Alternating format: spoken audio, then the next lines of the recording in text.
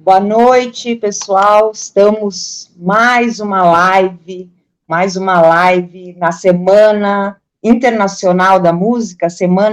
Hoje é Dia Internacional da Música, então eu fiz, essa opção da gente começar a falar sobre políticas públicas a partir desse olhar de falar mesmo, sobre música. Afinal, música é o dia a dia de todo mundo, Não tem um dia sequer das nossas vidas que a gente não escute pelo menos uma música, Seja uma musiquinha do celular, seja uma música que toca no rádio, seja uma música de uma trilha num programa de TV, seja uma música numa trilha num filme, seja uma música que a gente coloca para ouvir, numa plataforma de streaming.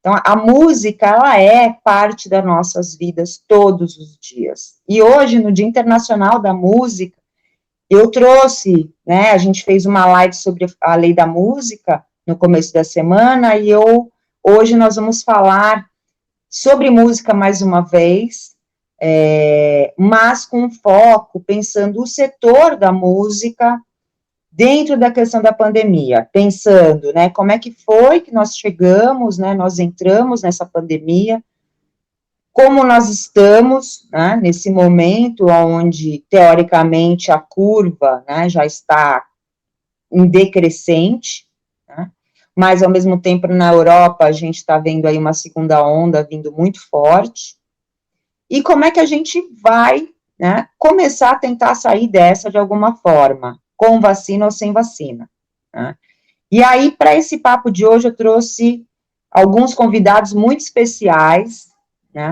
que eu acho que a gente vai poder ter um papo muito plural, com vários olhares, com olhares bem distintos, mas, ao mesmo tempo, com olhares que se completam, para a gente começar a pensar, No Dia Internacional da Música, vamos falar sobre a música que está nas nossas vidas todos os dias. Isso faz parte, a música, ela faz parte aí da minha plataforma, não apenas com o projeto SP, Cidade da Música, que é um projeto de lei que está quase aprovado na Câmara Municipal, nós estamos agora na reta final dessa negociação com a Prefeitura diz que vai ajudar a aprovar esse ano, ainda falta uma votação na Câmara Municipal e ainda falta a sanção do prefeito. Essa lei já era para estar aprovada desde o final de 2016, mas, infelizmente, como essa gestão, que está na prefeitura hoje em dia, infelizmente não teve um bom relacionamento com a cultura aí nos últimos tempos, nós achamos melhor tentar aumentar, melhorar o diálogo para chegar e não ter perigo dessa lei ser vetada. Mas quem quiser pode assistir mais sobre isso na live que a gente fez na terça-feira, com alguns convidados muito especiais. Tivemos aí o Pena Schmidt, a Dani Ribas, o Murilo Murat, que está sempre na luta comigo lá na Câmara Municipal, pelos projetos de lei de cultura e não só, E hoje, então, nós vamos falar sobre música e pandemia. A minha primeira convidada da noite, essa mulher muito especial, que eu sou muito fã, já falei para ela, eu sou tiete mesmo, escuto muito, tem sido uma das coisas que eu mais tenho escutado, aquele som que você para ouvir mesmo, e me emociona muito, ela tem uma energia incrível, é a Brisa Flow, também conhecida como Brisa de la Cordillera.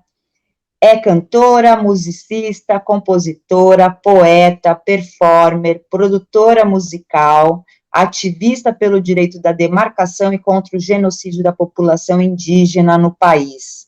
Ela é descendente do povo Mapuche, ali, do sul, da América Latina, Chile, aquela região Bolívia, e é uma das principais vozes do futurismo indígena do Brasil. Venha, maravilhosa Brisa Flow. Ô, querida, bem-vinda. Não estou te ouvindo. Será que está desligado o seu microfone? Veja. Opa. Agora sim. Olá, agora sim. Um prazer estar aqui com você, Inti, igual o nome do irmão. Meu irmão chama Inti, já te falei, né? Sim, sim. Somos todos almas da Latinoamérica, né? Nisso a gente é irmã, Brisa. Nós somos almas da Latinoamérica mesmo, né? Que Isso é da uma hora coisa estar que... aqui com você. Que bom, que Sobre bom. esse tema tenso que a gente está vivendo, né? Sim, sim. Mas me fala, eu quero ouvir de você, né? Eu comecei falando aqui um pouquinho, mas eu acho que você, como artista, né, que está num momento da sua carreira importante, né? Como é que Sim. você tem sentido? Eu quero que você fale para a gente, passo a palavra, então, como é que tem sido essa pandemia para trabalhar com música, o que você tem feito, e por onde você acha que a gente vai, né? Deixo aí a palavra com você aí, esses 5 minutos, depois a gente começa e continua papeando. A voz é Então, sua. durante a pandemia foi bem difícil, assim, para mim, no início, né, entender como é que ia ser as coisas. Acho que, como todo mundo, a gente estava na expectativa de que não ia durar tanto tempo. Acho que a gente não tinha noção da realidade e de que a gente ia, em breve, voltar a trabalhar, que os shows seriam remarcados, né, que era como a gente finalizou os contatos, assim, adiando os shows, né? Então, achando que ia ser remarcados. Aí, quando a gente começou, eu, pelo menos, quando comecei a ter a noção da realidade mesmo, que iam ser alguns meses pela frente, eu comecei a sair desse estado de negação, né? Porque eu estava num estado de negação pensando, olha, realmente a gente não tem como trabalhar agora, pelo bem de todos, até é importante que não se tenha aglomeração, não. Acho que primeiro a gente tem que pensar, né, em como parar a proliferação desse vírus em multidões. E aí algumas lives foram feitas e eu achei que, ok, esse é o formato por enquanto. E aí depois, quando eu tive noção de que isso ia acontecer durante meses, acho que foi esse choque de realidade que acho que foi para todo artista de tá, e agora o que eu vou fazer então, né? Preciso fazer alguma coisa, me reinventar, né? Para mim, como artista periférica, né, eu sou cantora de rap, venho de uma região de periferia lá de Sabará, em Minas Gerais. Para mim, eu sou filha de artesãos também, então eu sempre tive que me reinventar profissionalmente, né? Então a pandemia foi uma das coisas, né, de se me reinventar, de olha, agora já não dá mais trabalhar assim, como é que eu vou ter que trabalhar? Então, para mim não foi um choque tão grande, até porque eu acho que seria muito egóico, né, a gente pensar, nossa, agora ferrou, a gente só volta a trabalhar se for presencialmente. E só que a gente também, eu voltando a trabalhar por live, eu comecei a perceber que eu tive que fazer tudo, né? Agora eu sou a editora, a produtora, a técnica de som, estou montando meu home studio, fazendo tudo praticamente sozinha. E os meus amigos que trabalhavam comigo estão sem trampo nenhum, né? Porque o técnico de luz, ele realmente não consegue ter trampo, né? Ele não pode participar de toda a live, principalmente no início que a gente não estava quebrando quarentena para fazer show. Agora a gente já quebra uma quarentena com o DJ ou com o técnico de luz, por exemplo, para fazer num estúdio, grava a live com todos os cuidados, que é o que está acontecendo agora com vários artistas, e transmite online, só não tem público, né? Mas antes, no início, ficava mais tenso ainda para esses artistas que também estavam completamente sem trampo, né? E eu fiquei muito repensando isso, né? Que não tinha muito sentido para mim fazer show sem eles, sem os meus amigos da minha banda, sem poder fazer uma live do jeito que eu quero, assim, com mais arte agregada, né? Como o Diogo, que é o cara que faz minha luz. E durante muito tempo eu fiquei meio blasé. Quando acabava a live, eu ficava, nossa, que triste, cara. Acabou a live e meus amigos, e foi dando aquela saudade, né? Agora acho que todo mundo do ramo já começou a se reinventar. O meu amigo que é a Luz, por exemplo, faz umas oficinas de luz, tá correndo atrás também de fazer esses shows de alguns artistas. A gente vai fazer um também no final do ano agora mais equipadão, poder chamar a banda com todos os cuidados, mas é isso, a gente tem que ir voltando do jeito que dá. Ainda acho que não dá para aglomerar a gente enquanto não tiver vacina, e mesmo quando ter vacina, né? Eu acho que a gente ainda não tem noção do que é essa vacina, a gente vai ter que ir com calma, né? A gente tem uma noção de que, tomou uma vacina, ficou bem. A gente não sabe quantas doses vão ter que ser. A gente viu que o Dória anunciou a vacinação para dezembro, mas tudo ainda é muito novo, assim como o início da pandemia, né? Que a gente não tinha muita noção do que ia ser. Acho que a gente ainda também não vai ter muita noção, com ou sem vacinas, de como que vai ser, quanto tempo a gente vai poder realmente, se a gente realmente vai poder aglomerar pessoas, se realmente os shows vão poder voltar, né? Em alguns lugares do mundo, os shows estão voltando de algumas formas, ao ar livre, né? Selecionam os lugares bem distantes um do outro, mas eu acho que talvez não daria certo para essa situação que a gente está no Brasil de descaso aí, principalmente sem ministro da saúde, tanto tempo. A gente não tem um plano muito efetivo, principalmente para a cultura, que infelizmente, né, o governo acha que a cultura é algo não necessário. E agora a gente está vendo o quanto a gente consome música e o artista está aí, dependendo desse consumo online, das plataformas. E agora eu acho que o neoliberalismo está se aproveitando bastante disso, né? E como que fica o artista nisso, né? A gente acaba tendo que trabalhar com as formas que a gente tem, às vezes se aliando marcas, às vezes não quer se aliar a marcas para não fazer live, porque acredito que a marca é o que vai mais ganhar com a live, menos o artista. Então, é difícil, mas a gente vai criando, acho que a gente tem tecido formas de sobrevivência. Eu vejo vários amigos criando algumas formas de sobrevivência que eu fico, caraca, esse aí teve uma ideia muito boa. Então, eu tô achando que, mais uma vez, a gente está tendo que reinventar formas de trabalhar e de continuar sobrevivendo com a arte, né? E você acha, uma coisa que eu estava pensando esses dias, né? Você acha que essa questão das pessoas agora terem ficado um tempo em casa e terem visto lives e terem tido um contato diferente com a tecnologia, você acha que, por exemplo, você acha que você acessou um público diferente que não te acessava antes, talvez porque não ia num show presencial, mas agora está procurando mais coisa online? Você sentiu que o seu público online ou cresceu, ou apareceu uma turma nova? Você sentiu isso, Brisa? Isso aconteceu com você? Porque comigo aconteceu. Eu tenho um canal do YouTube e no Instagram eu posto muitos vídeos, e começou a reverberar muita gente do Brasil inteiro. Então, por isso que eu estou te perguntando. Ai, que legal. Então, eu não sei se pela minha música, né? Porque eu faço outras coisas também, né? Eu acredito que eu acabo fazendo outras coisas e trazendo as pessoas para minha música pelas outras coisas que eu faço. E muita gente que chega pela minha música chega por alguma playlist, às vezes do Spotify, chega porque caiu no meu canal sem querer lá no YouTube. Mas eu acho que essas lives, como eu fiz muitas lives, né, a gente tem que fazer lives institucionais muitas vezes para a gente receber, não dá para ficar fazendo live só dentro do nosso perfil, né, porque a gente precisa de lives pagas.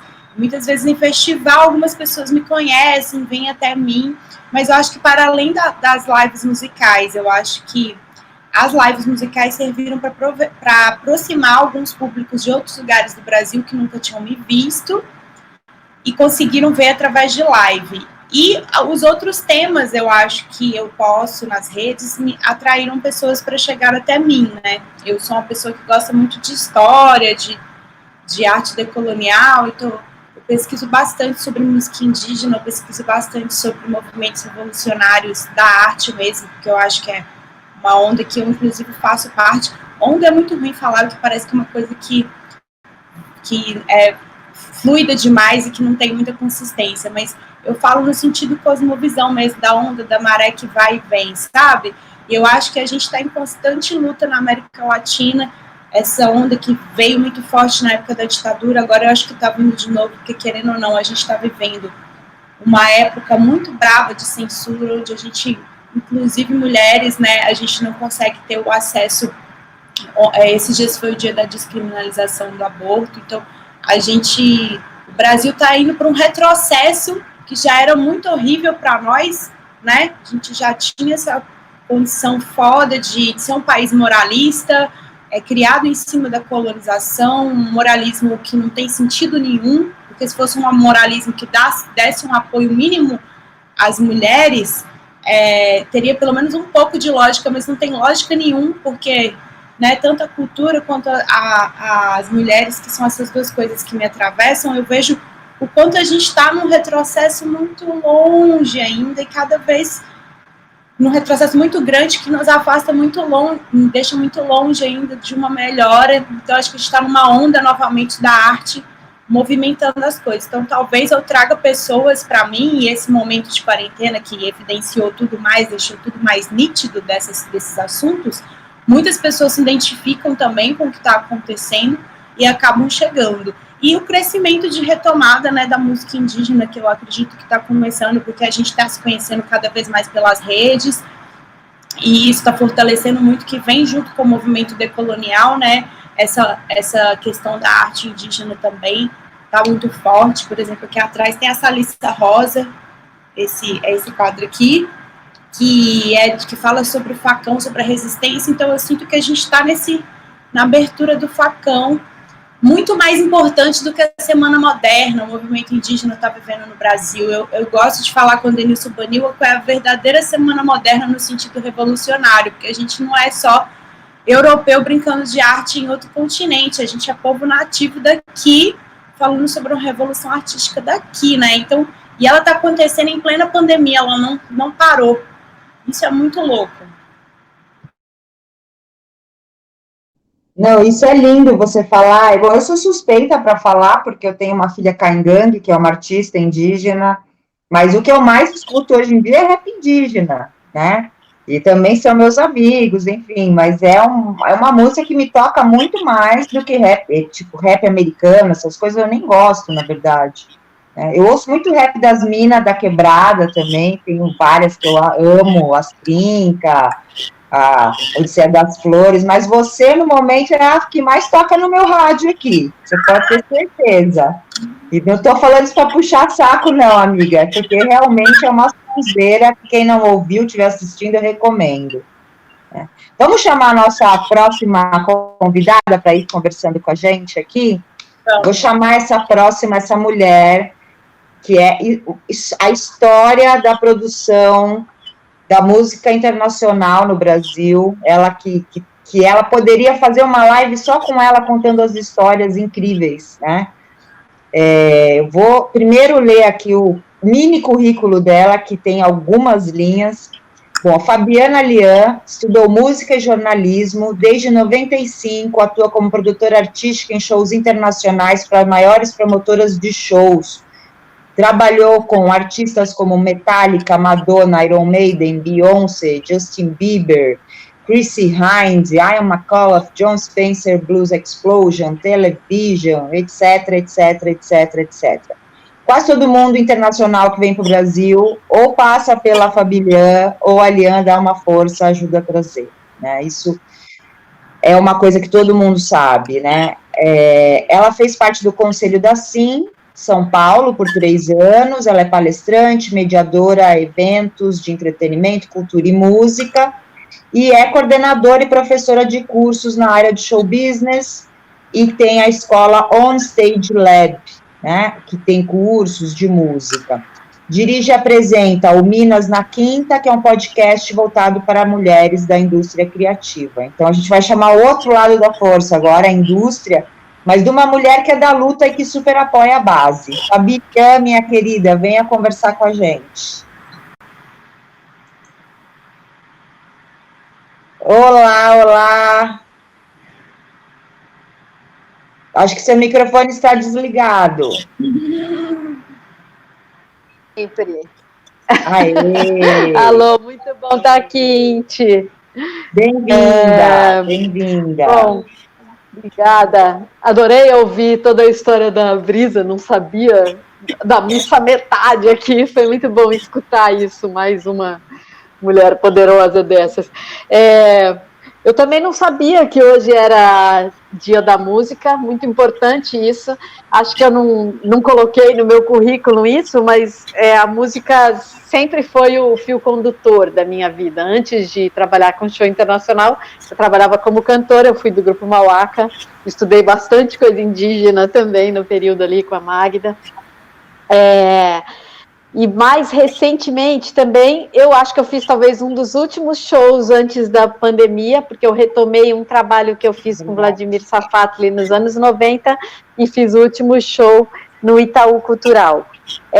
Quando chegou ali aquela declaração de pandemia mundial, eu estava para começar o curso Show Business, tinha acabado de fazer esse show com Vladimir, com outro grupo vocal que eu faço parte também, e ia começar o meu curso Show Business, que é o curso mais pop, assim, que a gente leva a molecada para os shows internacionais. A gente estava com uma agenda super extensa, ia começar com Backstreet Boys, e ia terminar, sei lá, nem sei com qual, em junho, julho. E aí, num primeiro momento, a gente adiou em 2 semanas, e aí a gente viu que o negócio ia ficar feio. Foi uma correria de virar uma escola completamente online em 10 dias. Foi um susto muito grande, e aí eu vi todos os produtores com quem eu cruzo durante essas atividades dos alunos, todos desempregados, ansiosos, apavorados, alguns já tinham até levado o cano dos promotores de trabalhos anteriores.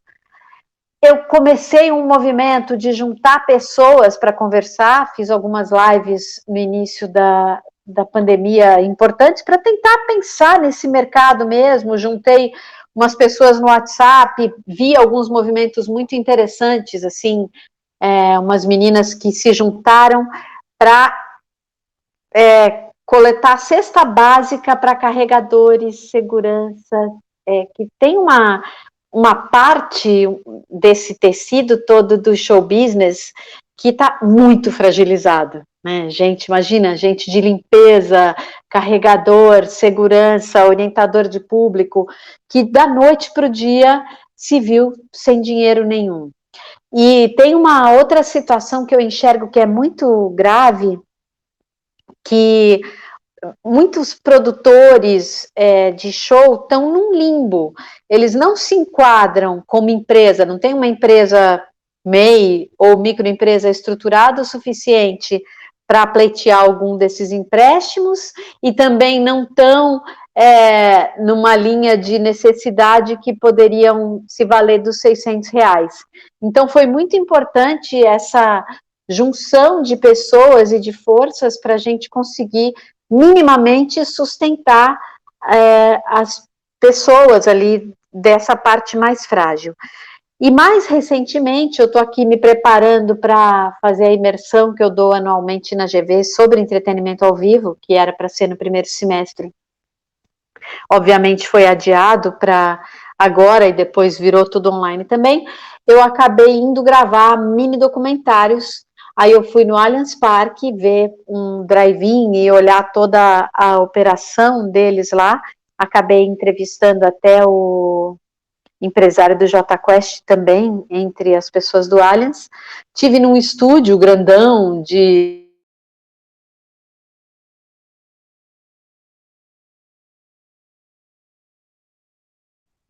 Desligou o seu mic, Fabi. Está desligado o seu microfone.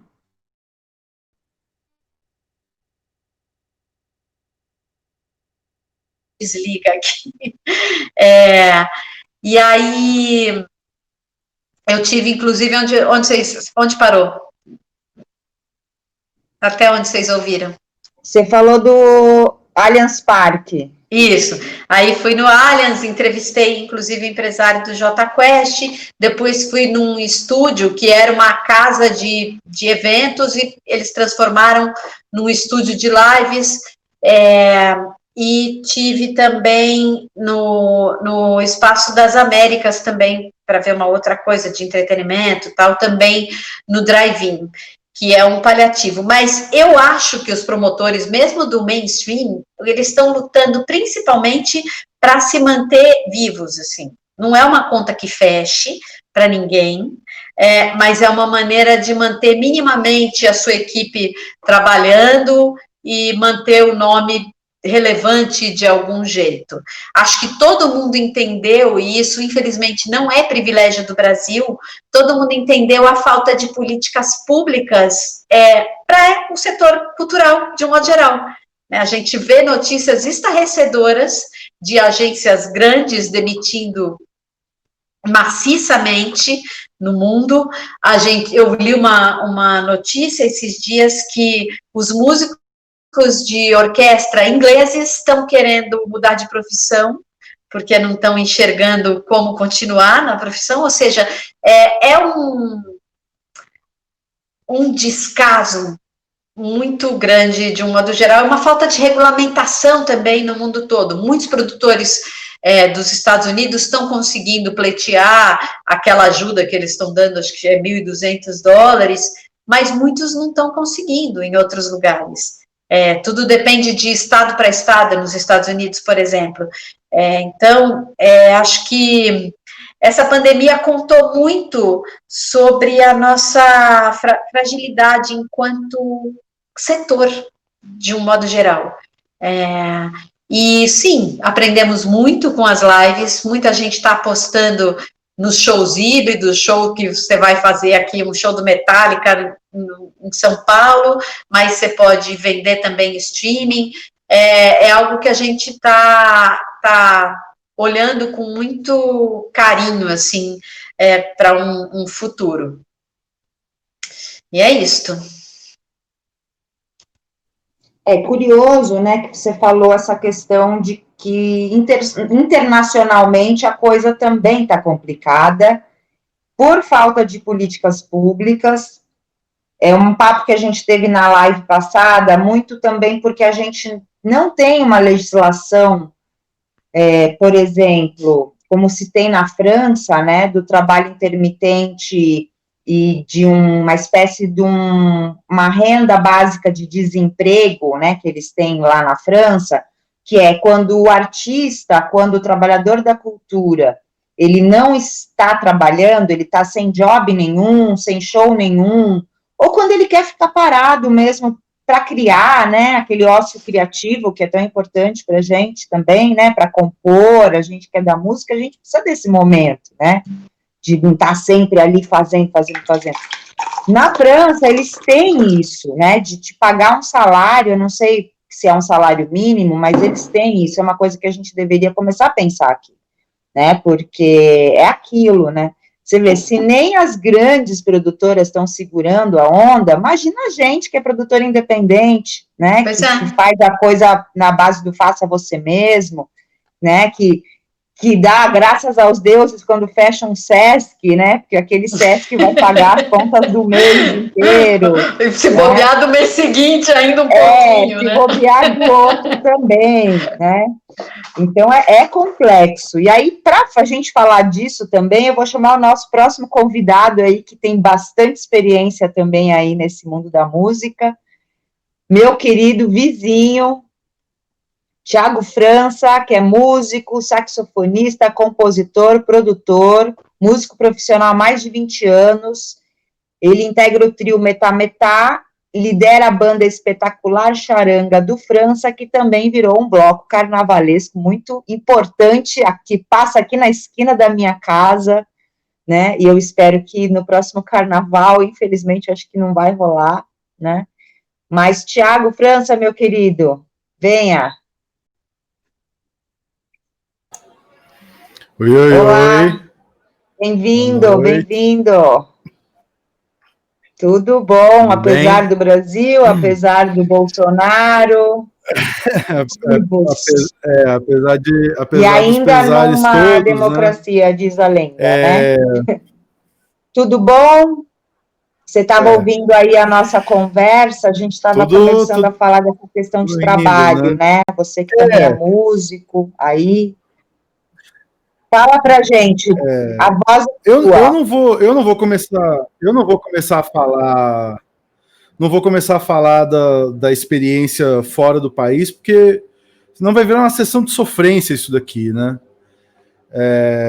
Porque, na verdade, eu vou começar contando uma anedota, que foi o seguinte: eu estava ontem precisando comprar um calendário, porque eu fiz 40 agora, em setembro, então eu acho que a idade está começando a bater e eu tô com dificuldade, assim, sabe? Agora eu tô precisando anotar as coisas no papel e tal, eu preciso comprar um calendário de papel.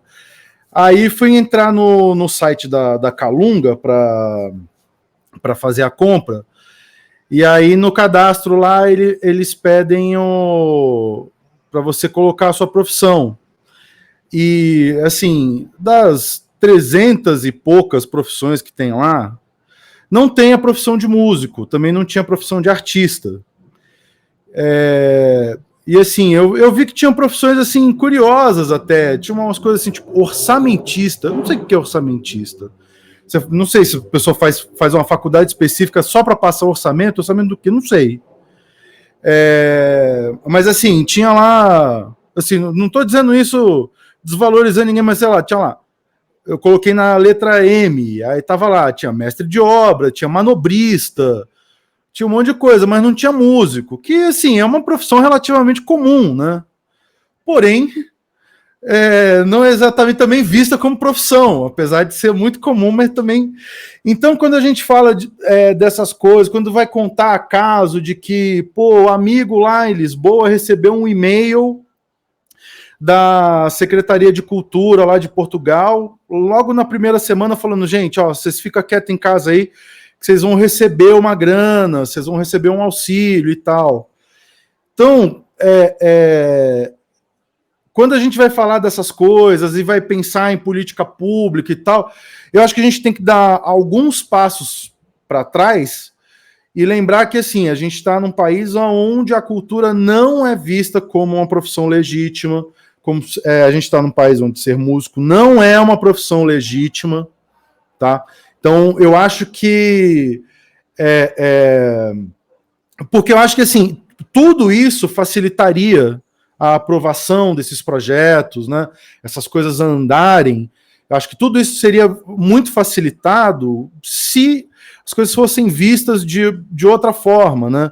Eu acho que falta um pouco isso, né? E assim, pela experiência que eu tenho, a gente aqui no Brasil, a gente produz muita cultura, mas essa cultura é consumida como entretenimento. Então a gente tem dificuldade de perceber toda essa produção quando ela não tem luz piscando, drink na mão, entendeu? Então eu acho que a gente... eu não sei, talvez isso seja até um comentário meio inocente da minha parte, mas aproveitar esse momento, esse reset que a gente está vivendo da pandemia e começar, sei lá, a falar de um outro jeito, expor as ideias de outra forma, sabe? Entender qual é o valor disso tudo e tal, porque, por exemplo, eu vou falar uma coisa assim, e isso não é sacanagem, não. Tem muita gente, né? Muita gente foi morar em Portugal agora nos últimos anos e tal. Tem muito amigo morando lá. E aí o pessoal tá falando, cara, os caras estão começando a fazer show ao ar livre e tal. E que não pode ir muita gente. Aí faz o quê? Faz show de improvisação livre. Porque já não vai muita gente mesmo. Eu não tô falando isso desmerecendo, não, porque eu faço, mas assim, entendeu?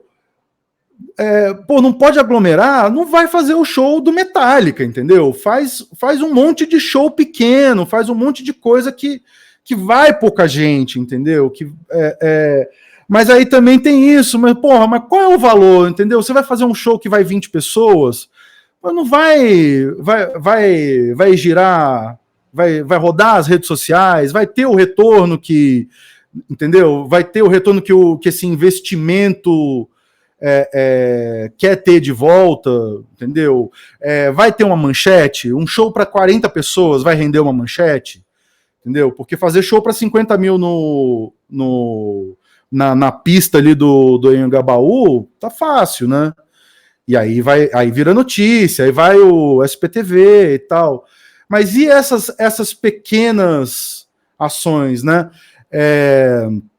A gente vive, né? E aí, assim, como a gente está sempre nessa situação meio limítrofe aqui, né? Eu, por exemplo, como músico dentro da minha área de atuação, eu não fiz show, eu fiz um show até agora. Fui na casa de Francisca, fiz um show live lá com o Rodrigo Campos, vou fazer outra semana que vem com Metá Metá e tal. Mas assim, não tem marca me procurando, entendeu? As marcas estão procurando quem sempre procuraram, entendeu? É isso, ficou todo mundo aí esperando a live do Caetano, a live do Caetano passou na Globo, com o comercial e o cacete, entendeu? Então, a gente fica muito refém dessas coisas todas e acaba, por exemplo, a virada cultural, que eu acho que tem um formato péssimo. A gente vive uma situação que eu não tenho condição simplesmente de virar e falar assim, gente, pô, não acho legal esse formato, não vou fazer, né? As críticas têm que estar todas à parte disso, né? A virada cultural, mesmo que é inspirada num modelo de um evento que acontece na França, né? Que é o Noites Brancas, né? Tem um formato completamente diferente do que é a virada cultural aqui, né? Que justamente são coisas pequenas, pontuais, dentro de bibliotecas, dentro de teatros, para pouca gente e tal. Não é essa coisa megalomaníaca de milhões e milhões de pessoas, né? Inclusive, assim, isso é uma dificuldade, né? Por exemplo, com a charanga, eu passo um problema que, assim, o Carnaval de São Paulo cresce exponencialmente, mas eu não sou obrigado, entendeu? Então você fica ali tendo que se enquadrar dentro da expectativa das marcas e tal, e falo, cara, a charanga tem toda essa relevância, mas é um bloco pequeno, né? Dentro do panorama todo do Carnaval de São Paulo, é um bloco pequeno. Então é engraçado, porque aí quando você fala em números, você fala assim, pô, mas tem um monte de bloco que leva 1 milhão, 500 mil, não sei o quê. Eu falo, não, eu tô num lugar pequeno, eu não tenho carro de som. E aí você fica brigando com as pessoas, fala assim, pô, mas então eu te dou o carro de som, vamos para Rio Branco, vamos colocar 1 milhão. Eu falo, não quero, não é assim. E aí, assim, essa rigidez também das pessoas de não entender esses outros formatos e tal. Eu participei muito, muito ativamente o ano passado, prestando uma consultoria para a Secretaria de Cultura, né, uma consultoria cidadã não remunerada, para falar de tudo isso e tal, e a gente não consegue, né, também um respaldo, não sei porquê, né, porque que, pô, criar um sistema de cotas mesmo, né, por falta de um nome melhor, e fazer essas pessoas investirem em coisas de tamanhos diferentes, entendeu? Então, por exemplo, esse dinheiro que você ia usar para esse bloco de 1 milhão de pessoas, você usa 80% para cá, você usa 20% para bloco até 20 mil, até 50 mil, não sei o que, distribui. Não, é isso, aquela velha história da distribuição de renda que a gente fala e tal, né? E assim, por algum motivo que, enfim, é um mistério, essa coisa não acontece, né? Não parte de quem poderia, né? De quem tá aí, quem tem a caneta na mão para fazer as leis e tal, né? Então, acho fundamental, além de tudo isso, né, além de toda essa luta que a gente precisa de fato ter, né, e assim, uma coisa que quando a gente fala de política pública, de investimento e tal, as pessoas não enxergam, por exemplo, sei lá, se você tem um carro, você comprou o carro, pô, mas você não comprou o cimento que fez a rua, você não pagou o sinal, você não tá pagando, entendeu? Tudo na vida tem investimento público, né? Mas aí quando a gente fala de investimento público para música, aí parece que a gente quer ganhar mesada, parece que eu quero ficar coçando aqui em casa. Pelo contrário, eu quero trabalhar mais ainda, né? Eu quero estar mais ativo, eu quero estar fazendo mais coisas, quero que tenha mais lugares para tocar, né? Em Berlim tem uma situação de um tipo de investimento reverso que você faz assim, tem lá tem uma conta que você faz, quanto menor for o rolê que você quer fazer, você quer trazer um artista de fora da Alemanha, experimental, que não é em língua alemã, não sei o que, você ganha peso 4, entendeu? Você tem um auxílio maior para fazer uma coisa com um potencial de público menor, né? Então, assim, entender o valor que isso tem também, né? Entender, e essa coisa de você conseguir nivelar. Então, no final das contas, o artista pequeno tem um subsídio proporcional àquele artista maior, que, na verdade, no fundo, acaba não precisando também desse subsídio, né? Então, acho que além de tudo isso, além do investimento, a gente também, acho que cada vez mais bater nessa tecla e ser didático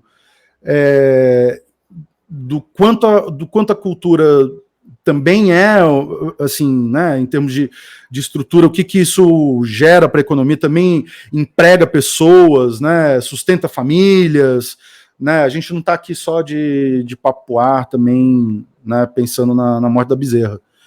Então, acho importante que junto de todas essas políticas tenha esse papo para conscientização da população, né, de todo mundo. Quem sabe aí nossos netos terem uma vida melhorzinha. Eu acho que você falou uma coisa muito importante, né? Por exemplo, esse mecanismo aí que você falou é municipal de Berlim ou é federal da Alemanha? Porque isso seria o ideal, né? Eu sei que em Berlim rola desse jeito. Eu sei que tem vários. Eu não sei lá se é por cidade, se isso é federal, enfim. Eu vou dar uma pesquisada, porque a gente for pensar, né? Eu acho que o poder público ele tem que dar suporte para quem precisa mesmo, né? A indústria cultural, a gente sabe que a indústria cultural, ela pode ter algum suporte, sim. Por exemplo, quando você faz um Lollapalooza da vida, você tem que ter um suporte da prefeitura para ajudar ali com a CET, com toda a estrutura ali do entorno, né? Não tem como fazer um mega festival sem uma estrutura do Estado para isso, né, Fabi? Agora, para pagar um cachê, por exemplo, o meu festival, o Festival PIB, ele é um festival de música instrumental experimental, né? Um festival que foca numa cena, que o Thiago mesmo faz parte dessa cena, que é uma cena da cidade extremamente importante, né? Ou, por exemplo, o próprio hip hop, né? A gente tem aí o mês do hip hop, mas poderia ter muito mais recursos, ser algo muito mais amplo, né? E são cenas fortes, né, na cidade, tanto a música experimental, instrumental, é uma cena muito forte na cidade de São Paulo, tem centenas de bandas, né, incríveis, né? O hip hop na cidade, o rap da cidade de São Paulo é gigante, tem diversos tons, vozes, cores, né? Poderia ter muito mais investimento, poderia ser o maior rap do mundo, mas ao mesmo tempo tem isso que você falou, Thiago, que às vezes a gente também não quer ser megalomaníaco. Eu não quero fazer o PIB para 50 mil pessoas, porque senão ele perde o caráter dele, né, de um festival que trabalha com a música independente, com a base, com o fortalecimento da base, né? É um dilema, claro, né? Mas a gente entende, né, que é aquela coisa, o Metá Metá, ele é uma banda incrível, sensacional, mas que tem uma base de música experimental muito forte ali também, né? Não é um Jota Quest, né? Nunca vai ser, ainda bem. Tem uma coisa que eu acho curiosa só, porque assim, esse tipo de megalomania que a gente vê aqui, que no fundo é insustentável, né? É uma coisa muito peculiar nossa, né? Porque, cara, a gente toca quando a gente vai, sei lá, a gente faz turnê na Europa, Metá e tal, e as pessoas falam assim, mano, vocês vão tocar num festival gigante, foda pra cacete, não sei o que, chega lá, é um festival pra 5 mil, cara. Pô, e já tá bom pra cacete, eu não tô falando, sabe, por que, sabe, também, você depender só dessa estrutura pra 100 mil, pra 500 mil, 1 milhão, que é um negócio altamente insustentável e parasítico na cidade, né? Porque esses eventos, eles são puxados para a cidade também, né? Eu toquei no Lollapalooza, eu fui no Lollapalooza, eu não me senti bem chegando lá, não me senti bem indo embora num gradil, andando quase 1 quilômetro para chegar num metrô, com revista para entrar, para sair, sabe? Eu acho que a gente pode pensar em situações mais humanas, sabe? Um calor humano diferente. Eu já não queria ir num Lollapalooza antes da pandemia. Agora eu não vou nem se me pagarem aqueles 1.000 e tantos reais que é o preço do ingresso, né? Enfim. Eu acho que tem algumas coisas aí importantes até no que vocês estão falando. Acho que, assim, pensando nos empresários, e isso eu já disse para alguns deles, acho que tem uma miopia com relação à construção cultural. E eu já falei, vocês têm que investir em artistas que estão fazendo coisa nova, que estão fazendo, que seja pequenininho, porque esse cara, às vezes, você investindo num artista aqui, você está construindo uma cena que pode reverter até no seu lucro possível para um show do Radiohead, por exemplo. Porque você acaba não investindo em um público um pouco mais bem informado e refinado a ponto de construir, de ir consumir um show como Radiohead, como Nine Inch Nails, como bandas que não são Beyoncé, nem Iron Maiden, nem Metallica, que são essas coisas institucionais que todo mundo... Vamos chamar a nossa outra convidada, não vamos esquecer dela, maravilhosa, para complementar, acho que ela vai trazer muitas informações também, ela já está esperando, ela já estava em outra live. Fabiana Batistella, formada em Comunicação Social pela Escola Superior de Propaganda e Marketing, começou a vida profissional como repórter na revista Bis. Em 2012, fundou a Inker, Agência Cultural, empresa especializada em consultoria de projetos para a música. Também é idealizadora e diretora da Semana Internacional de Música de São Paulo, assim São Paulo. Foi indicada como uma das profissionais mais promissoras do setor cultural da América Latina pelo Incubator do British Council em 2008. Fabi Batistella, minha querida, você está aí no backstage, venha com a gente. Oi, eu estava aqui de castigo. Bem-vinda. Olha, uma mulherada, hein, Thiago? 4 minas aí para você. Ó, Thiago está na cota homem hoje. Gente, eu vou. Não é nada pessoal, não, viu, Fabiana? Pelo contrário, viu? Mas eu tenho outra live agora às 8. Então vai ficar só a mulherada aqui. Não, beleza. Vou deixar vocês dominando aí, tô melhor impossível. Tá Valeu bom, demais, obrigada. Já Valeu, foi gente. ótima a sua contribuição. Beijo. Obrigadão. Então, Fabiana Batistella, minha querida. Por favor, a gente estava falando, não sei se você, quando você entrou aí, quando você ouviu, mas a gente já falou algumas coisas. Então tá. Ouvi mas bastante. A gente quer te ouvir.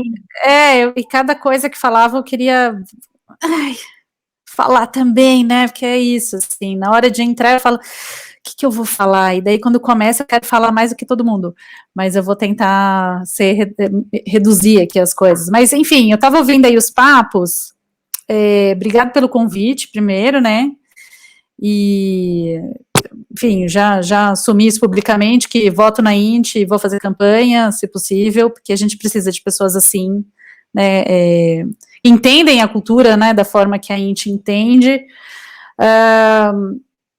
e eu estava, enfim, ouvindo esses papos de Lollapalooza, de pequenos, grandes e tal, eu vou dar a minha opinião. Eu acho fundamental, essencial, que a gente tenha tudo, que a gente tenha apoio para o Lollapalooza, que a gente tenha apoio para Casa Pequena, apoio para o PIB, apoio para tudo. Não tem que excluir nada, ninguém é ruim, ninguém é bom, tudo é cultura, é diversidade, a gente tem que ter opções para todo mundo.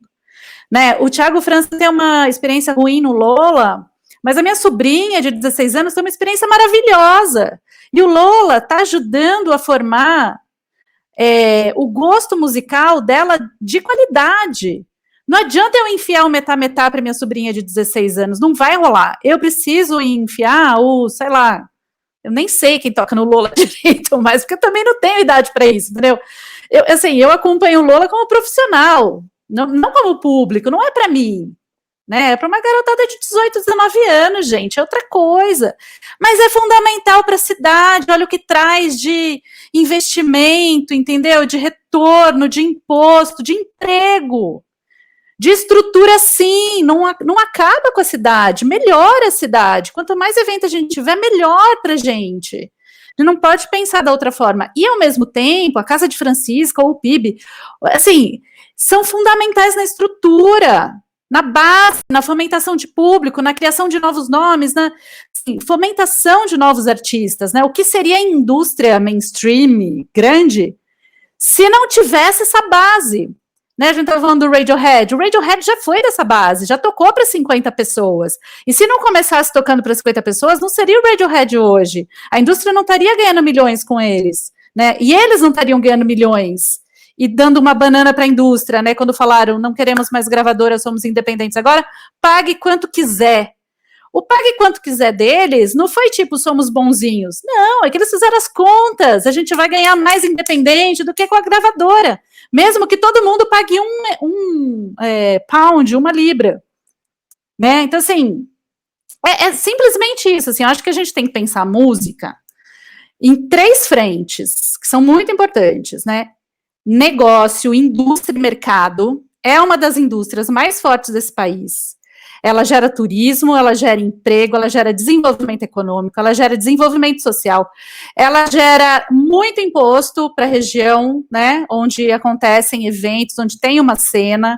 O que seria São Paulo sem a noite, sem a música, sem as casas de shows, né? Eu tenho pesquisas que mostram isso, que provam isso, né, em números. Então, uma é essa, assim, a gente não pode negar que música é isso, e ela precisa ser respeitada como indústria, muito mais respeitada do que, né, o Brasil respeita. Segunda coisa, identidade cultural, arte, né, o que seria o Brasil sem a música? Qual é a nossa cara sem a música? É outra cara, né? Qual é a cara de Austin sem a música? Qual é a cara dos Estados Unidos sem a música? Né? Identidade, isso conta a história de um povo, né? Bisa Flow tá aqui para provar isso, gente. Ela não faz só música, ela conta história, né? Ela escreve a história, ela reescreve a história de uma outra forma, né? Com tudo que ela faz.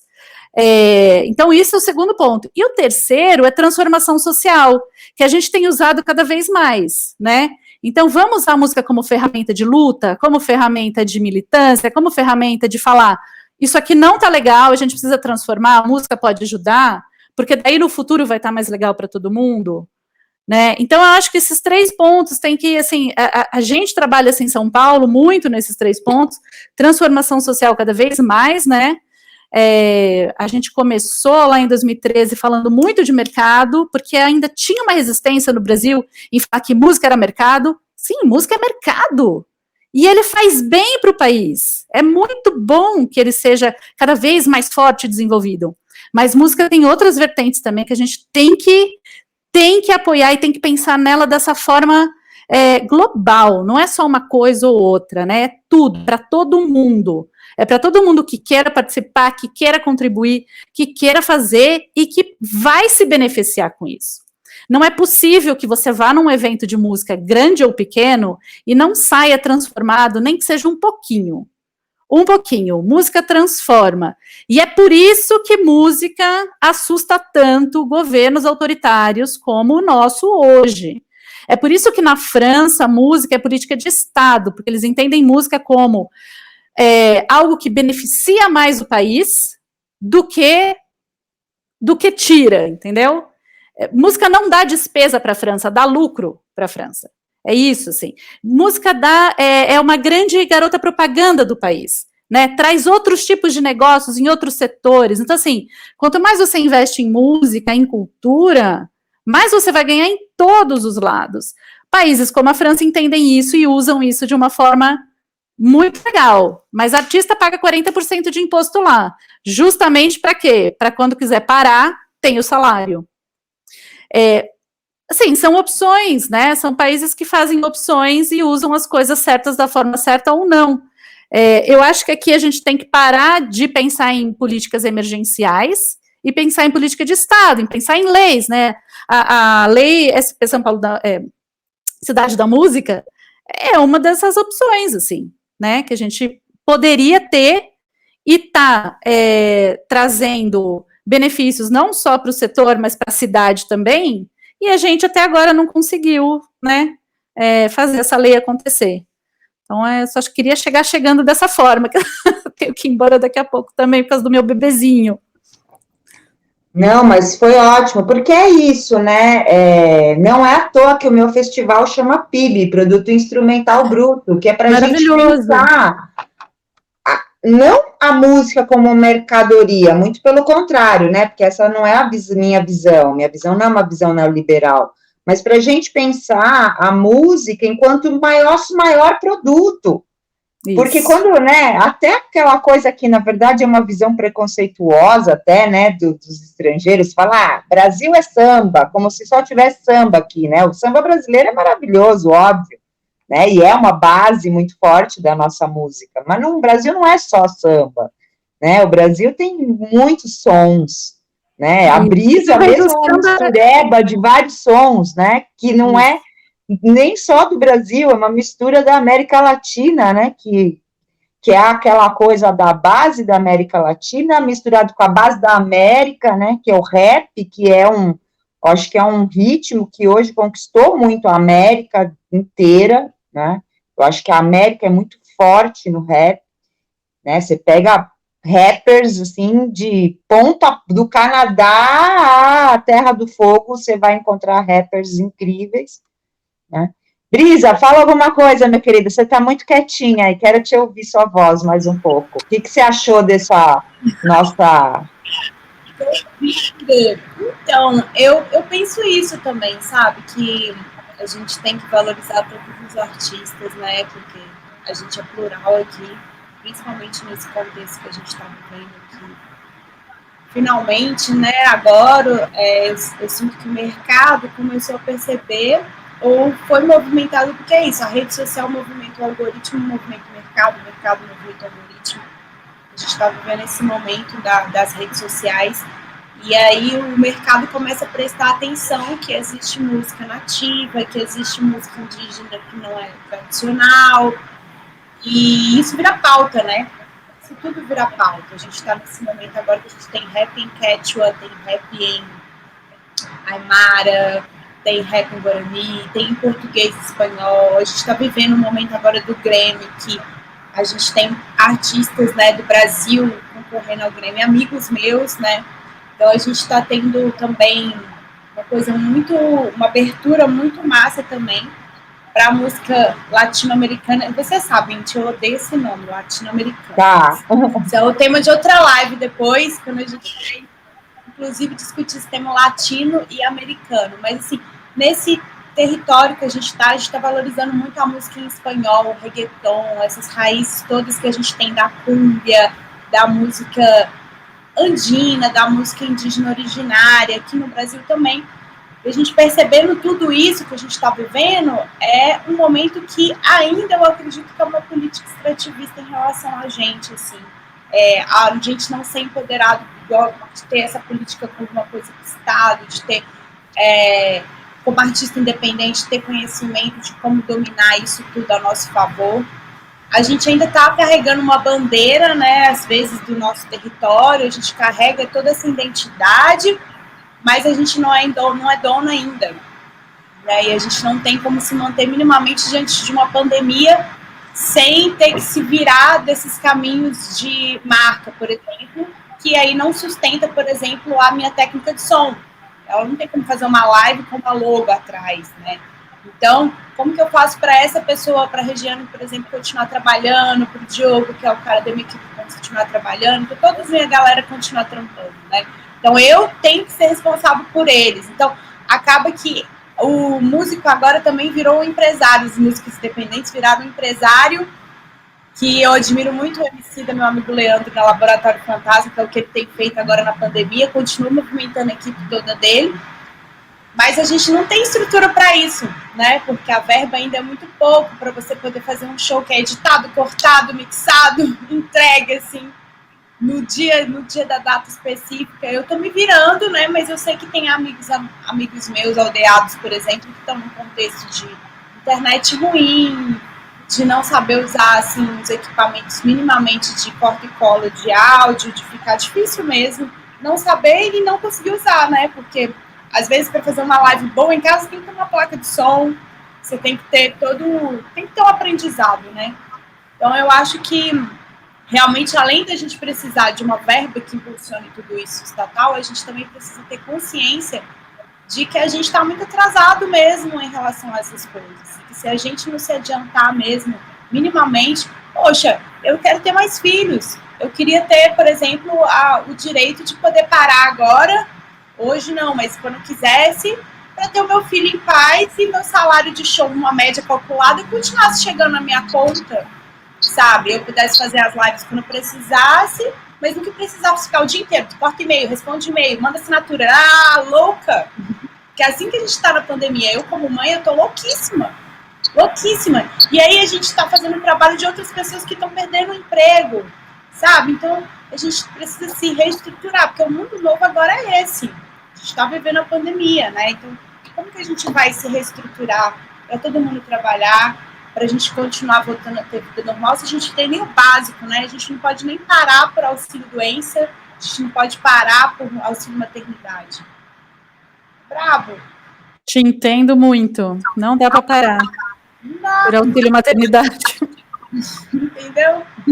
Eu fiz show com o Davi no colo, meu filho, várias vezes. E eu escutei de colegas, companheiros na época falar, não, lugar de mulher grávida não é cantando no palco.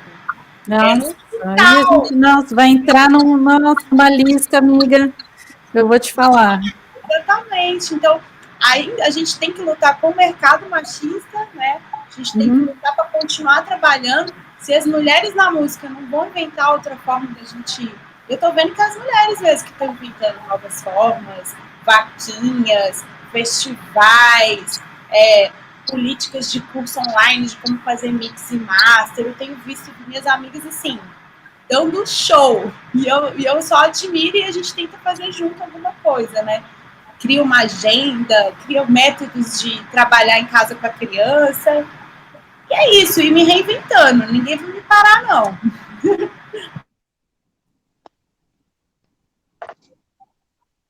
Vocês acham que a gente, nesse momento, pensando aqui no mainstream um pouco, em todos esses shows internacionais, eu andei escutando isso já de algumas pessoas com quem eu conversei, talvez seja o momento do local ser mais valorizado. Hoje, por exemplo, um venue grande como, sei lá, Unimed Hall, vai dar preferência para artistas nacionais, pelo menos num primeiro momento aí, uns 2 anos, eu acho que vai ser assim. Talvez seja um momento da gente tentar implementar políticas do tipo, é obrigatório todo show ter uma banda de abertura, que é um absurdo a gente não ter isso ainda. Você não faz um show internacional, ou mesmo nacional ou de mainstream em Buenos Aires, se você não tem uma banda de abertura. Então, queria até entender como que vocês enxergam isso, Fabi, Inti, Brisa.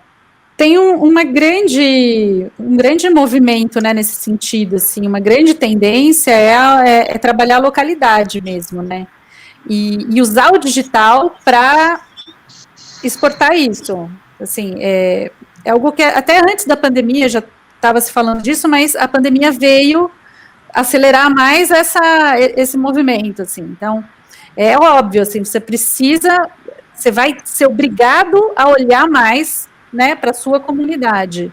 E a comunidade vai ter que trabalhar junto mais, e aí não só na música a gente está falando, né, a gente está falando em tudo, assim, você quer, sei lá, qualquer coisa vai importar, hoje é mais difícil, né, na pandemia, trazer coisas de fora. Então você vai procurar comprar aqui, a gente está acostumado, na pandemia a gente foi forçado a fazer compras online, e eu não sei se vocês experimentaram comprar coisas fora, antes do dólar chegar nesse absurdo, né? Mas assim, eu comprei coisas em março que não chegaram ainda. Então não dá, entendeu? O que eu preciso, daí você tem que comprar aqui. Então tem esse retorno, né, para o entorno, né, para a comunidade, para o local, para a região, né? Então isso acho que tende a desenvolver mesmo essas relações, esses processos comerciais.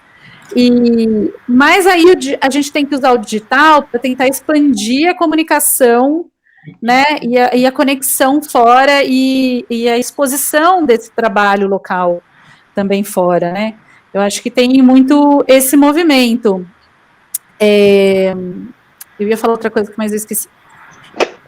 Acho que tem uma coisa do local que eu acho que a gente precisa falar mais mesmo, da questão do investimento do poder público de forma descentralizada na cidade de São Paulo, para que a gente possa ter, né, por exemplo, a gente tem aqui na cidade de São Paulo o programa Vai, que é incrível, o Cultura Viva também, o Fomenta a Cultura das Periferias, né, porque a gente tem uma produção musical, eu não estou nem falando cultural, a gente tem uma produção musical nas periferias de São Paulo, extremamente rica, plural, maravilhosa, potente, e que é a periferia que está trazendo a renovação.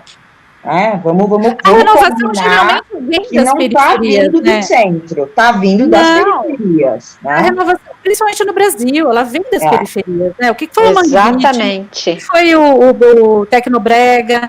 O que foi não, o que é, né?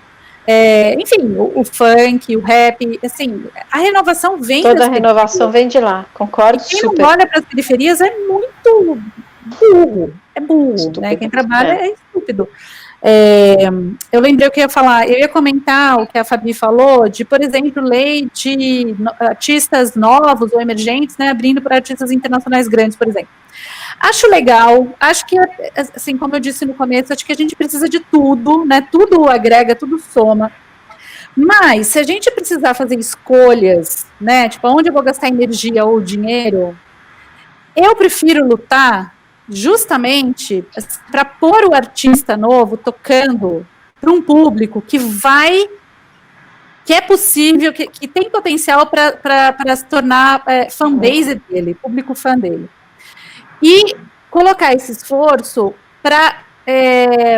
de apoio a essa estrutura base, sabe? Onde está formando artista e público. Então, por exemplo, a gente tem vários países, né, que, como exemplo, que a Alemanha mesmo, que vocês estavam falando, lá tem políticas públicas para as casas de shows, que se elas precisarem de apoio, tem lá um mecanismo que você pede apoio para melhorar o som, a estrutura, a segurança, né, a própria programação.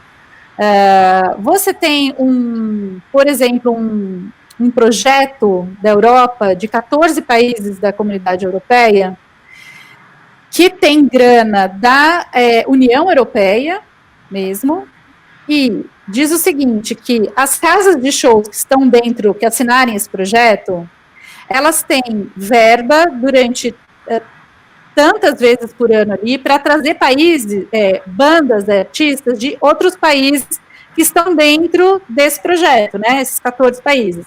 Então, isso estimula, por exemplo, a circulação de pequenos artistas, né? Então, um artista pequeno ali da França pode tocar em Portugal com apoio que está sendo dado para a casa em Portugal. Isso estimula a casa, né? A equipe da casa, a estrutura da casa e os artistas a circularem por outros públicos, que eu acho que é muito mais efetivo essa construção, né? Eu sempre acreditei em construção mais sólida de público, né, de narrativas e tal, do que chegar uma porrada abrindo para 50 mil pessoas que não estão, não sei, entendeu? Você pode conquistar alguns, você pode, mas quando você chega muita gente, muito rápido, eu acho que não se constrói muita coisa. Eu acho que vale, precisa fazer também. Mas eu acho um conjunto de coisas. Sim, eu acho também, concordo super com você. Eu acho que é importantíssimo a gente cuidar dessa base, que é essa construção de público, cuidar dessas cenas que se formam na periferia e tal, mas eu fico pensando um pouco naquele artista que está para sair ali do independente, da casinha de 200 pessoas para o midstream. Esse cara é o cara que precisa estar abrindo para um show de 8 mil pessoas, por exemplo, porque pode ser a grande chance dele de dar esse pulo. Sim, então, teria que ser mesmo. várias ações conjuntas para você cuidar dessa base e, ao mesmo tempo, cuidar do crescimento desses artistas, que é quem vai trazer a notícia que veio da periferia para o mainstream.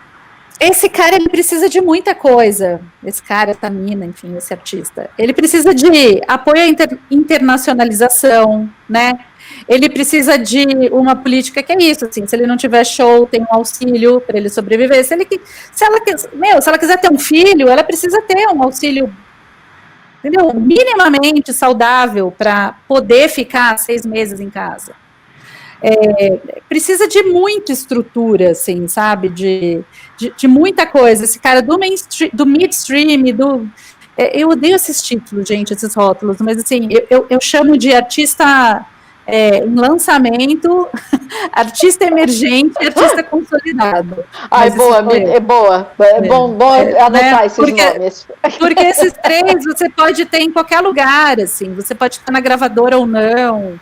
Eu não gosto nem de falar de independente mais, mas eu acho que a gente tem que, para esses artistas em diferentes fases, tem políticas diferentes realmente, né?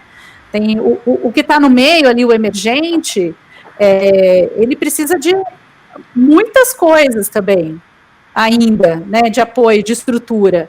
E a gente, em absoluto, está falando de receber uma mesada do governo, né? A gente nunca falou isso, a gente nunca teve isso. Não, isso não existe, isso não existe.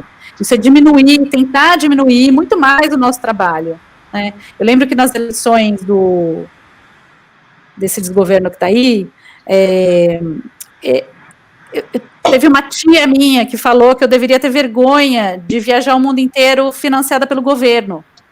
Então, assim, além de ser completamente ignorante, que sabe que eu nunca recebi dinheiro nenhum do governo, a não ser através de Lei Rouanet, né, porque dependemos de Lei Rouanet, a melhor política que a gente tem aqui é isso, podia ser melhor, mas funciona ainda, nunca recebi nada do governo. Aliás, sou convidada para ir para fora pelos outros governos, né, quem pagou para eu viajar foi o governo da Alemanha, governo da Argentina, governo da França, governo de Portugal, nunca o governo do Brasil, né, porque não tem essa política aqui de exportação, nem de artista, imagina de profissional, está longe disso, está muito longe disso. Né? Ainda com esse comentário, quis o quê? Diminuir o que eu faço, diminuir o meu sucesso na cultura, né? Então, assim, mulher na cultura, nossa, fez sucesso, vive disso, dá emprego para um monte de gente, não é possível. O governo deve estar pagando as contas, não é possível, isso não existe. Então, assim, tem muita coisa para mudar na cabeça do brasileiro, no mercado, assim, sabe, para a gente chegar em algum lugar que seja minimamente aceitável, né? Hoje a gente está longe disso ainda. Mas por isso retrocedemos alguns passos, né? Mas por isso que a gente precisa aprovar a lei da música, Fabi. Super para amanhã. Muito. Porque ela tem muitas coisas que você falou agora e que para essa base e para esse meio stream, né, já seria legal, porque ele ajudaria a base muito, se a gente conseguir fazer com um bom orçamento, distribuir descentralizado pela cidade, para todos os estilos, para todas as galeras, para todas as quebradas, e os módulos mais dos emergentes, porque um dos módulos é o de circulação, né? E aí você imagina que massa que seria a gente levar para circular pelo mundo, né, os nossos artistas emergentes, né, do rap, do forró, daquele samba mais recente que a gente tem agora. A gente tem uma leva de artistas, e eu falo isso porque eu também estou na música, nem vou dizer quantos anos para não entregar a idade aí, mas a gente está no momento de produção musical no Brasil gigantesco, E a pandemia veio e foi um strike, né? Foi eu acho que se a gente pegar já só assim São Paulo, as últimas edições, que foi as últimas edições da Sim, eu pelo menos posso dizer por mim, é o lugar onde eu mais conheço artistas novos, legais, assim, que eu falo, nossa, tem tudo isso, né? Tem tudo isso que tá rolando, e você encontra todo mundo, de todas as galeras, né? Isso que é legal também. Aí depois até você faz o seu jabá e conta pra gente um pouco. Eu sei que você ainda é segredo, mas a gente quer saber até se vai ser sim, né, esse ano, porque é importante pro setor, né, também. Sim. Vai ter. Eu vou só completar esse negócio de exportação, que a gente precisa entender que a música brasileira acho que é um dos nossos principais produtos de exportação que a gente não usa, né? Então, apoiar artista aí para fora não é pagar viagem de graça para o cara. É você tentar exportar um produto que tem muito potencial, porque o dinheiro que esse artista vai ganhar volta para cá. Né? Se ele abre caminho lá fora, o cachê dele paga imposto aqui. Entendeu? Tipo, paga profissional aqui, paga estrutura aqui. Esse dinheiro não fica na França aqui, ele né? ganha lá. Ele está indo para fora para trazer recursos para a gente e para colocar nossa imagem lá fora como uma coisa muito legal, né, gente? Exatamente, os Estados Unidos fez isso na pós-guerra. Tipo, como é que eles dominaram o mundo inteiro culturalmente? Com música, cinema, com a Walt Disney, entendeu? Com cultura. A Walt Disney não é uma empresa boazinha, tipo, é uma máquina de dominação cultural. Total. Enfim, eu fico revoltada que o Brasil não usa isso, sabe? A gente teria muita força para isso. Mas, só contando um pouquinho da Sim, sim, vai ter. A gente já está em processo de lançamento. Assim, São Paulo virou uma plataforma digital de conexão e conteúdo, né? E são 3 novos produtos. Um é o portal que já está no ar, de notícias diárias. O outro é a Sim Community, que é uma comunidade digital para música, para cultura, que está em versão beta agora, com inscrição gratuita para todo mundo testar e para a gente ir melhorando, né? E o terceiro é o evento digital, que vai acontecer de 3 de novembro até 6 de dezembro. São 34 dias seguidos de conteúdo, de evento, para que as coisas não sejam simultâneas, né? Usar o digital de uma forma que você dê opções para as pessoas, né? Quem pode acompanhar tudo, acompanha. Quem não pode, tipo, eu e a Brisa, que temos filhos, tipo, não... A Fabi também tem um monte de filho, mas já estão tudo crescidinho, então tá mais fácil. Daí, a gente pode escolher o dia que a gente pode se organizar, enfim, a gente tentou dar opções para todos os tipos de famílias, né? Então tá aí já, tá lançado, entrem na community, aproveitem e falem pra gente o que tá funcionando, o que não tá, o que poderia melhorar. É isso. E a newsletter da Sim tá ótima. É muito legal, né? Descubro um monte de coisa semanalmente. Muito legal. Gente, eu vou ter que dar tchau, infelizmente. Então, a gente vai dar tchau agora. Infelizmente, não quero acabar tá muito bom. Eu ficaria até amanhã com vocês, batendo papo, mulheres maravilhosas, que eu sou fã das 3. Mas a gente precisa terminar a live, até porque hoje tem debate, né? E a gente vai lá torcer pelo nosso querido Guilherme Boulos, porque não tá fácil, né, gente? Não tá fácil, por favor. Campanha boa. Não tá sendo fácil, como diria Vote Inti. Queridas, eu quero que vocês deem um último tchau aí, quiserem deixar algum recado. Vou dar só uma dica, vou dar uma dica antes de vocês também saírem. No sábado, a gente vai ter uma live muito importante sobre a Lei Aldir Blanc. Então, se vocês puderem também ajudar a divulgar sobre a Lei Aldir Blanc na cidade de São Paulo. Tá? Vai ser no sábado, às 15h, aqui no Facebook, com o Zé Renato, com a Rita Teles e com o Ruberval, que estão comigo lá no fórum da Lei Aldir Blanc. E a Rita e o Zé, que estavam lá negociando com o Hugo Pozzolo. Então, eles vêm trazer as novidades todas, lembrando para todo mundo que a Lei Aldir Blanc, na cidade de São Paulo, está com as inscrições abertas até o dia 11 de outubro. Então, essa live vai ajudar, inclusive, a tirar dúvidas aí de quem ainda está perdido. E tem muita gente perdida. tá? E teremos outras lives a partir da semana que vem, tanto de cultura, quanto de meio ambiente, quanto de coisas da cidade, né? Porque nós não vamos falar só de cultura aqui. Eu quero que vocês deem uma última palavrinha aí para a gente ir encerrando. Brisa, você que começou, só para... Deixa teus contatos também. Sim. Quero agradecer, querida, pelos papos sempre. Muito da hora estar aqui com vocês três. E você, que você tenha boa sorte aí nesse caminho, que é um caminho difícil de luta, mas acredito que você vai estar protegida.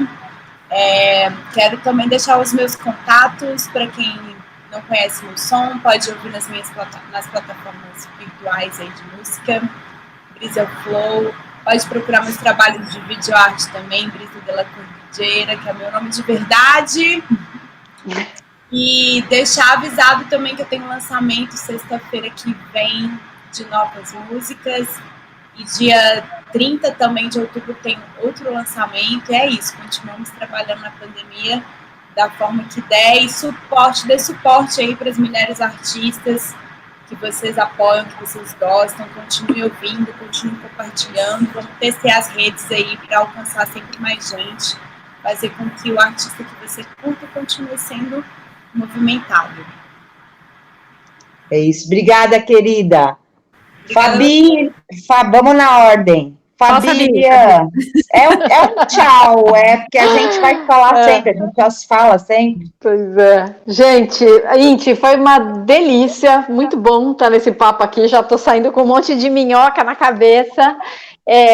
Acho que foi um refresco, porque é uma coisa que eu tenho buscado bastante, assim, e muda quase que semanalmente, imagino que a Fabi até compartilhe um pouco disso, qual é o meu papel nesse momento. Então, a OnStage tem tentado fazer essas pesquisas, ajudar as pessoas a encontrar esse caminho, entender o quanto é responsável voltar, não voltar, tenho olhado muito essas lives, esses negócios de lives, né, que viraram aqui.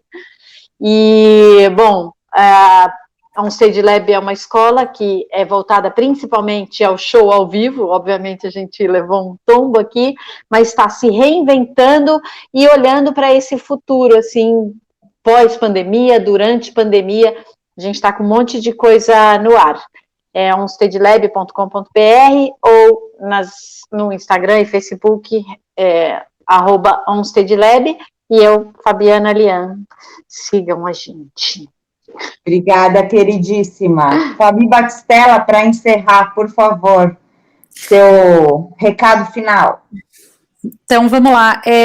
Bom, é isso. Quero te desejar muita força, porque eu acho que você está entrando num lugar assim... Bom, você já está nesse lugar há um tempo, né, na militância, mas agora oficialmente você está entrando nesse lugar que, enfim, eu não teria estômago, eu te entendo. Eu lido com muita merda, mas você...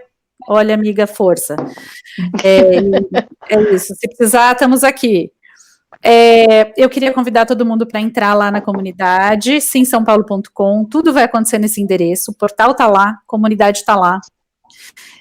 A gente tentou fazer uma espécie de rede social com só o que uma rede social tem de bom, né? Que é a facilidade das pessoas se conectarem, compartilharem informações, enfim, se conhecerem, formarem novas parcerias e tal. E é isso, para quem está interessado, sigam, participem do evento, tem opções para todo mundo. Este ano pode comprar as atividades avulsas, tem valores de todos os tamanhos, e é isso aí, espero todo mundo em simsaopaulo.com. Ótimo. Queridas, muito obrigada. Para quem está assistindo, espero vocês amanhã, tem uma live no Instagram, comigo e com a Ruth Barbosa, que é uma candidata a vereadora de Guarulhos, também da cultura, também da música, uma mulher preta incrível, maravilhosa, que a gente está juntando as forças para passar por esse desafio louco que é ser mulher da cultura na política.